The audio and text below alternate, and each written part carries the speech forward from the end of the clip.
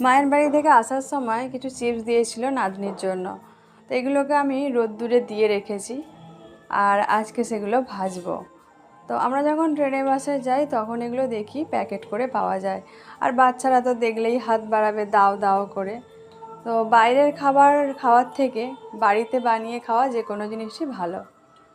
বাড়ির একটা ফ্রেশ তেল, আর ওদের তেল কবেকার, তো সেই তেলেই ভাজে। অনেক কিছুই আমরা মানি না, হাতের কাছে পেলেই খেয়ে নিই আর বাচ্চাদেরও খাইয়ে দিই। তো একটু কষ্ট করে করে দিলেই ভালো হয়। তো এগুলো ওকে এতটা দেবো না, আমরা সবাই মিলে খাবো। সন্ধেবেলা চা করছি, চায়ের সাথে চিপস, আর ওকে আমি এমনিই দিয়ে দেবো। অনেক দিন হয়ে গেলে খারাপ হয়ে যাবে, তাই একটু ভেজে নিচ্ছি।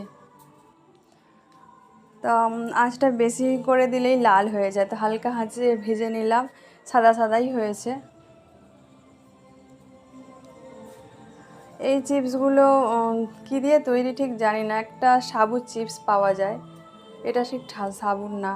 তো চা ঢেলে নিয়েছি, চারটে চা আমি আমি খাবো একটু, অল্প একটু। আমার শাশুড়ি, শ্বশুরমশাই আর তোমার দাদাভাই, আমি। আর এনেছে চপ, পটলের মধ্যে না পুর ভরে চপের মতো পাওয়া যায়, তো সেই চপ একটা, আর পেঁয়াজি, আর একটা এমনি আলুর চপ। তো ওগুলো দিয়ে মুড়ি খাওয়া হবে, সাথে চিপস আর বিস্কিট। তো টাটা, দেখা হবে পরের ব্লগে। শুভ সন্ধ্যা।